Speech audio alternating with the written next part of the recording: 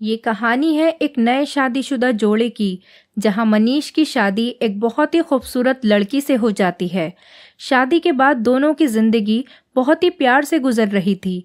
मनीष अमीषा को बहुत प्यार करता था और उसकी खूबसूरती की हमेशा ही तारीफ किया करता था। लेकिन कुछ महीनों के बाद अमीषा को स्किन डिजीज हो जाती है और धीरे धीरे उसकी खूबसूरती जाने लगती है।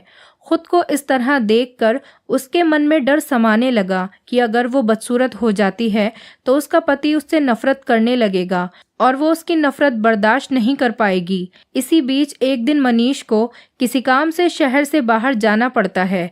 काम खत्म करके जब वो घर वापस लौट रहा था, तभी रास्ते में उसका एक्सीडेंट हो जाता है। एक्सीडेंट में उसने अपनी दोनों आंखें गंवा दी, लेकिन इसके बावजूद भी उन दोनों की जिंदगी सामान्य तरीके से आगे बढ़ती रही। समय गुजरता रहा और अपने स्किन डिजीज के कारण लड़की ने अपनी खूबसूरती पूरी तरह से गंवा दी। वो बहुत बदसूरत हो गई, लेकिन अंधे पति को इस बारे में कुछ भी पता नहीं था, इसीलिए इसका उनके खुशहाल विवाहित जीवन पर कोई भी प्रभाव नहीं पड़ा। मनीष उसे उसी तरह से प्यार करता रहा। एक दिन अमीषा की मौत हो जाती है।